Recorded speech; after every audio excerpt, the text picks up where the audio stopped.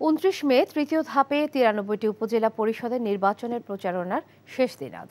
মধ্যরাতে শেষ হচ্ছে নির্বাচনের প্রচারণা। প্রার্থীরা আটঘাট বেঁধে গণসংযোগ করছেন।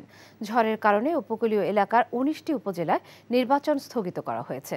কুমিল্লার ৪টি উপজেলায় ব্যস্ত সময় পার করছেন প্রার্থীরা। ভোটারদের দাঁড়ে দাঁড়ে গিয়ে চাইছেন ভোট। কুমিল্লা, বুড়িচং, ব্রাহ্মণপাড়া, দেবিদ্বার ও মুরাদনগর উপজেলা চেয়ারম্যান ও ভাইস চেয়ারম্যান মিলিয়ে মোট ৪৪ জন প্রার্থী প্রতিদ্বন্দ্বিতা করছেন। পিরোজপুরের মঠবাড়িয়া উপজেলা পরিষদে জমে উঠেছে প্রচারণা। আচরণবিধি লঙ্ঘনের দায়ে আনারস প্রতীকের প্রার্থী রিয়াজউদ্দিনের প্রার্থিতা বাতিল করেছে নির্বাচন কমিশন। মানিকগঞ্জ সদর ও সাটুরিয়া উপজেলায় প্রতিদ্বন্দ্বিতা করছেন ১২ জন চেয়ারম্যান প্রার্থী সহ মোট ৩২ জন। শেষ সময় প্রচারণায় ব্যস্ত সময় পার করছেন প্রার্থীরা।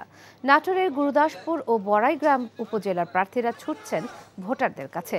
পাল্টাপাল্টে অভিযোগ, মিছিল, মিটিং ও গণসংযোগের মধ্য দিয়ে চলছে নেত্রকোনার মদন ও খালিয়াজুড়ি উপজেলা পরিষদ নির্বাচনের প্রচারণা শেষ হচ্ছে।